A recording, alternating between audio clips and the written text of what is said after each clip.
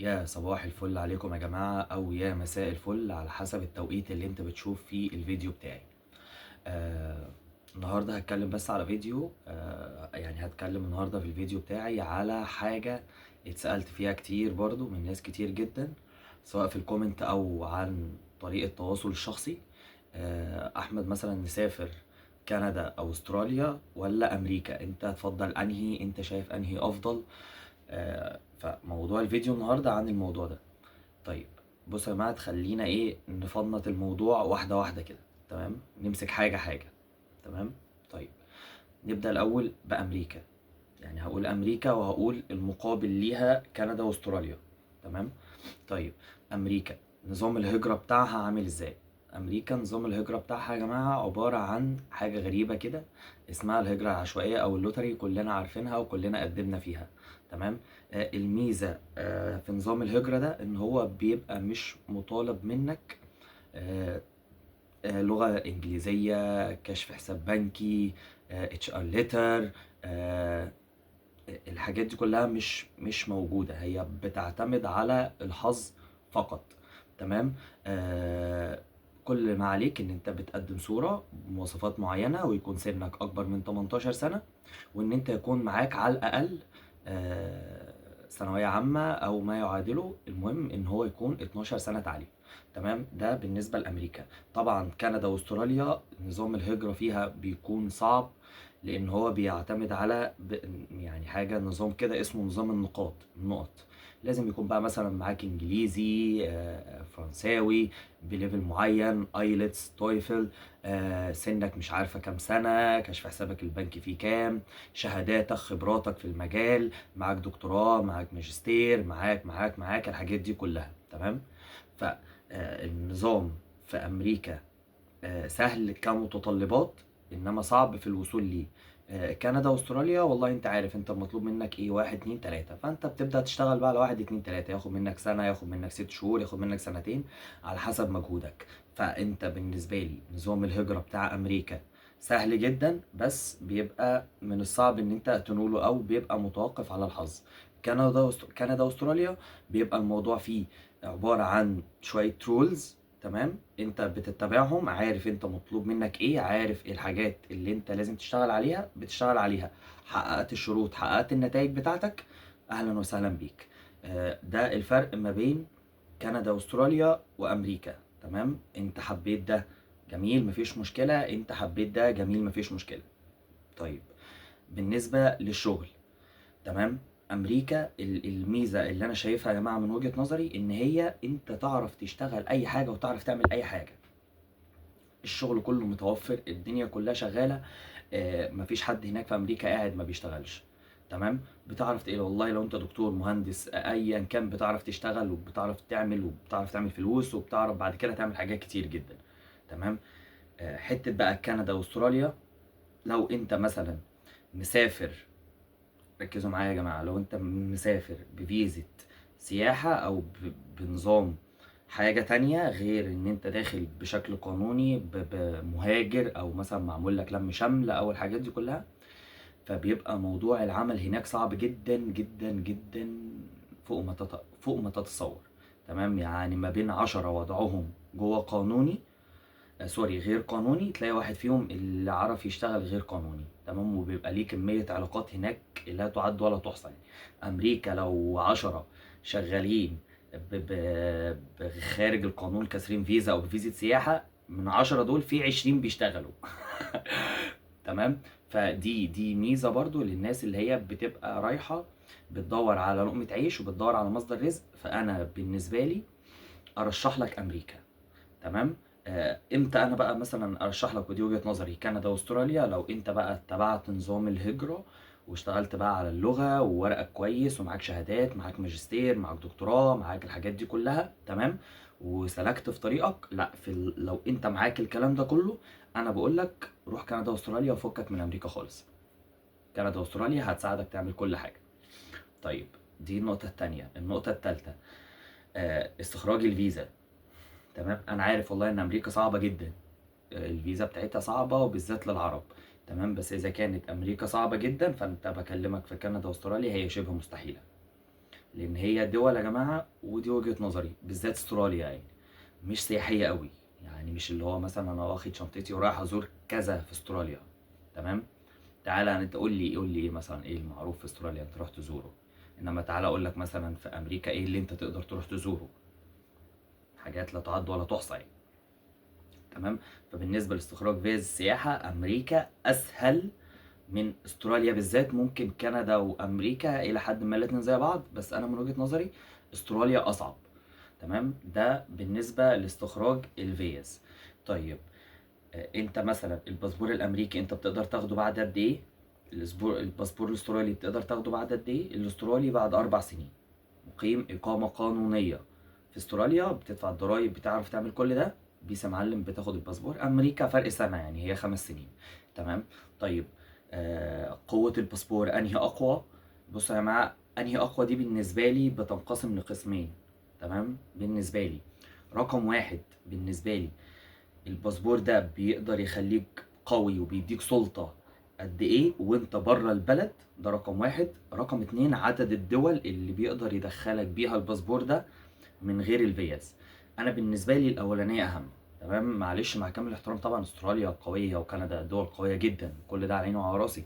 بس في الدول الشرق الاوسط، واكيد كل اللي بيسمعني هيبقى عارف المعلومة دي كلها، كل من هو حامل الباسبور الامريكي بيبقى ليه اهتمام، بيبقى ليه رعاية، بيبقى اي حد بيفكر 100 مليون مرة قبل ما هو ان هو يجي جنبه. كندا واستراليا طبعا، يعني انا ما حدش يفهم ان انا بقلل يا جماعة، لا طبعا. تمام. بس ما بتاخدش نفس الاهتمام ونفس الاحترام ونفس الكلام ده كله غير لو انت معاك مثلا الباسبور الامريكي. تمام. رقم اتنين طبعا الباسبور الامريكي بيقدر يدخلك دول اكتر من الباسبور الاسترالي. فبالنسبة لي الباسبور الامريكي يتفوق على الباسبور الاسترالي. تمام. من حيث قوة حامل، يعني الخدمات اللي بيديها لك الباسبور الامريكي وانت خارج امريكا. تمام. وبالنسبة لعدد الدول اللي انت بتقدر تدخلها وانت معاك الباسبور الامريكي.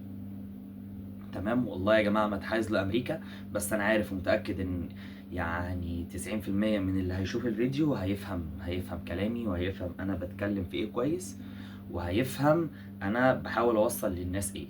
تمام. وانا لسه قايل حتى دلوقتي، انت لو قدرت ان انت تستوفي شروط هجرة الكفاءات بتاعت كندا واستراليا، لا انا اللي بقولك روح يا باشا كندا واستراليا. طيب هتكلم بقى في حتة تانية، حتة الاسترس والضغط النفسي. بدون نقاش كندا واستراليا تكسب. وده بقى بيرجعنا لنقطتين من ورا كده، اللي انا قلت لك ايه، ان اغلبية الناس بتشتغل في امريكا.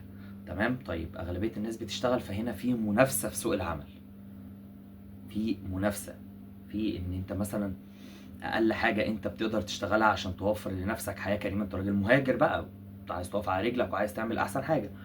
فشغلك يا باشا بيقعد بال10 وال11 وال12 ساعة. تمام. كندا واستراليا انت راجل باشا، مهندس، طبيب، ايا كان المجال بتاعك ايه، بتروح اللي هو انا بروح بشتغل عدد ساعاتي اللي هو قد كده 4 5 ساعات مثلا، يا عم 6 ساعات، تخلص تاخد بعضك وبتروح. هدوء خالص. مفيش ضغط نفسي عليك، مفيش. فحتة الهدوء والضغط النفسي والأعصاب وتفكير في بكرة والحاجات دي كلها، كندا واستراليا تكسب. أمريكا للأسف أنت على طول مضغوط، أنت على طول نظرة الناس يا جماعة الشخص اللي قاعد في أمريكا ده إن هو خلاص، أنت بتصحى الصبح تفتح الشباك تجيب 5 6 آلاف دولار وتخش تنام. والله إطلاقا. زي ما انا قلت امريكا هتقدر تساعدك في كل حاجه، بس برضو كل حاجه دي قصادها حاجات كتير انت لازم بتدفع ضريبتها يعني. فبالنسبه للضغط النفسي والستريس اللي بيبقى عليك، فلا طبعا كندا واستراليا الضغط اللي فيها طبعا اقل بكتير. امريكا الضغط النفسي والعصبي وان انت مخك على طول شغال. والله يا جماعه انا لما رحت امريكا، يعني قبل ما اروح امريكا وانا كنت هنا في مصر، والناس القريبه مني هتعرف الموضوع ده. انا مثلا كنت ببقى نايم مثلا على السرير بيجي لي تليفون، اللي هو لا يعني مثلا شغلي الساعه 3، انا ممكن اصحى الساعه 3 اصلا، وانا كده كمان جاي على نفسي، واللي هو احمد ربنا ولو هو ده اللي عاجبكم. والتليفون يقعد يرن والمنبه يرن بص العالم كله بيهتف باسمي وانا في حتة تانية خالص. لما روحت امريكا بعد ما اتعاملت، والله التليفون كان بس يتهز جنبي كده، انا لبست، مش بقول لك انا قمت، انا لبست. عشان لازم تروح، عشان عندك شغل، عشان بتخلص. قعدت فترة والله كنت بخلص شغل اروح انام اصحى اروح الشغل. يعني عرفت مكان السوبر ماركت بتاعي والحاجات دي كلها لما كنت باخد يوم اجازة.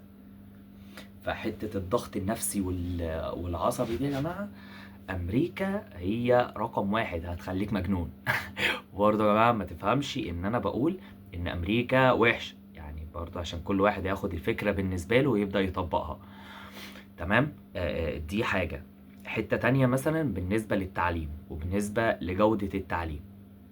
بص، طبعا الاتنين كويسين جدا، يعني كندا واستراليا ممتازة، امريكا ممتازة، بس انا هنحاز شوية لحتة كندا واستراليا بالنسبة لجودة التعليم وبالنسبة للحاجات دي كلها. فانا هنحاز لكندا واستراليا. انما في مثلا في ناس بتبدأ تسأل عن المنح الدراسية والحاجات دي كلها، فالحتة دي بس انا اقول لك لا، امريكا احسن فيها بكتير. بتصرف. انت مثلا لو بتجيد شيء في البحث العلمي في الحاجات دي كلها، فامريكا بتفتح لك دراعاتها ببص واحضانها. فبالنسبه انما ان جنرال، يعني انت مثلا رايح باسره ومعاك اطفال وعايز تدخلهم مدارس وعايز، فلا طبعا انا برشح لك كندا واستراليا. في الحته دي مفيش نقاش. طيب نتكلم بقى في الجزء الطبي، الرعايه الطبيه. امريكا تحت صفر. هتيجي تقول لي نعم انت بتقولي، هقول لك ده على ضمانتي، اسمع مني. رقم واحد غالية جدا جدا جدا جدا جدا. تمام. رقم اتنين جودة العلاج مش احسن حاجة. كندا واستراليا طبعا تتفوق تفوق كامل وجذري في الحتة دي. تمام. آه فحتة الطب كندا واستراليا تكسب. طيب، هنيجي مثلا نتكلم في ايه تاني. هقول لك انا يا سيدي، الامان. طبعا انت مثلا راجل مهاجر معاك اسرتك، حتى لو انت لوحدك فانت بتدور على امان. تمام. امريكا في حتة الامان دي بسم الله ما شاء الله صفر. صفر كبير. ليه يا معلم؟ بص يا جماعة، الشعب الامريكي كله مسلح. الناس كلها ماشية شايلة سلاح، كل كبار صغيرين، يعني لدرجة ان والله كنت بشوف بعيني اطفال معاهم مسدسات، اطفال. تمام. فحتة الأمان في أمريكا لا خالص. طبعا كندا واستراليا تتفوق تفوق كامل. وليه؟ لأن الشعب الأمريكي يا جماعة شعب مسلح. الشعب كله ماشي بسلاح. أي حد ماشي قدامك كده تأكد إن هو معاه سلاح. لو في 10 كده تأكد إن واحد بس اللي معهوش سلاح. كندا واستراليا لو في 10 فهم ال10 معهمش سلاح. تمام. ده رقم اتنين. رقم تلاتة، تعال بص لنسبة الجريمة، هتلاقي أمريكا في حتة يعني بنسبة مرتفعة أضعاف أضعاف أضعاف أضعاف. شوف من هنا لغاية بكرة. كندا واستراليا. فده بالنسبة للأمان، وبحس حتة إن أنت تعيش في أنت وأسرتك وأطفالك في حتة أمان. فلا طبعا كندا واستراليا تتفوق على أمريكا في حتة الأمان. تمام. طيب، شاب بقى زي حالاتي وخد فيزا سياحة مثلا لكلا أي دولة، يعني أنت مثلا يا أحمد دلوقتي خدت فيزا سياحة أمريكا، وجنبي مثلا واحد عبد الله خد كندا. تمام. واحنا الاتنين مثلا على الله ان شاء الله في بلدنا ورايحين نكون نفسنا. في الحتة دي انا هسابق عبد الله ب10 سنين ضوئية. طيب ليه؟ زي ما قلت لك، انا في امريكا تعرف تشتغل، تعرف. بص، امريكا سويقة سويقة سويقة، بس فيها فلوس. الشخص التاني ده اي حد هيخاف يشغلك هيبقى بص. القوانين هناك في كندا واستراليا صارمة، ما فيهاش هزار. امريكا فيها تلاعب شوية، فيها ليونة شوية. تمام. ده بالنسبة للشغل، وان انت شاب مثلا وخدت فيزا دي او فيزا دي سياحة ورايح هناك نشتغل، فانا هسابقك بمليون سنة ضوئية. تمام. الحتة التانية حتة تعديل الوضع. تمام. بصوا، استراليا بالنسبة لي هي الاصعب. امريكا وكندا يعني برضو انا هدي الافضلية لامريكا اكتر. امريكا من الصعب، يعني انا دلوقتي خدت فيزا سياحة ودخلت مثلا جيت عامل لجوء. تمام. بص، بعد 155 باخد سوشيال، باخد ورك بيرميت، الدنيا بتمشي. بعد كده فين؟ بعد 3 4 5 سنين بقف قدام قاضي. ها حتى لو اترفضت، وده ما بيحصلش، انا ما شفتش حد اترفض بصراحه، الا بقى لو الكيس بتاعته غريبه، او المحامي بتاعه لبسه في حيطه، او هو بخيل فقدم مع نفسه ومشى مع نفسه. بس غير كده انا ما شفتش مثلا حد اللجوء بتاعه اترفض. تمام. فانا في حته تقنين او تعديل الوضع، فانا هدي طبعا امريكا رقم واحد، كندا رقم اتنين، استراليا رقم تلاتة. تمام. دي الافكار اللي موجوده في دماغي دلوقتي. تمام. اي حد تاني مثلا شايف اي حاجه ممكن يسيب لنا وجهه نظره في الكومنت. اي حد تاني عنده مثلا فكره، طب عايز يسال اي حاجه انا ما قلتهاش في الفيديو، انا حاولت والله يعني ايه ألم المواضيع الأشهر اللي بيسأل عليها أغلب الناس، ما بين الفرق ما بين الدول التلاتة دول. تمام. عندك أي استفسار، عندك أي حاجة، سيبولي في الكومنتات يا جماعة، وإن شاء الله يعني الناس كلها عارفة أنا برد على كل الكومنتات، حتى الناس اللي بتبقى عايزة تتواصل معايا بشكل شخصي أنا برد على كل الناس وبتكلم مع كل الناس، وسواء في التليفون طبعا عن طريق الماسنجر، على الفيسبوك، على الانستجرام. انا الحمد لله انا بتواصل مع كل الناس. ان شاء الله هيبقى في فيديو بكره الفرق برضو ما بين امريكا ودول اوروبا، وفي فيديو بعديه عن امريكا ودول الخليج. تمام. يا رب ما كنتش طولت عليكم. ما تنسوش يا جماعه تدعمونا بلايكات بسبسكرايب، لان برضو زي ما قلت امبارح في الفيديو بتاع امبارح، انا دخلت لقيت ان اغلبيه الناس اللي بتتفرج على الفيديوهات هي بتتفرج بس من بره، ومش عاملين اشتراكات ومش عاملين لايكات. فانت يعني لو عجبك المحتوى، عجبك الفيديوهات، لقيت ان احمد بيقدم معلومات كويسه انت بتستفيد منها، اعمل لي لايك، سيب لي كومنت، واعمل لي سبسكرايب للقناه. تمام. مش عايز اطول عليكم. السلام عليكم.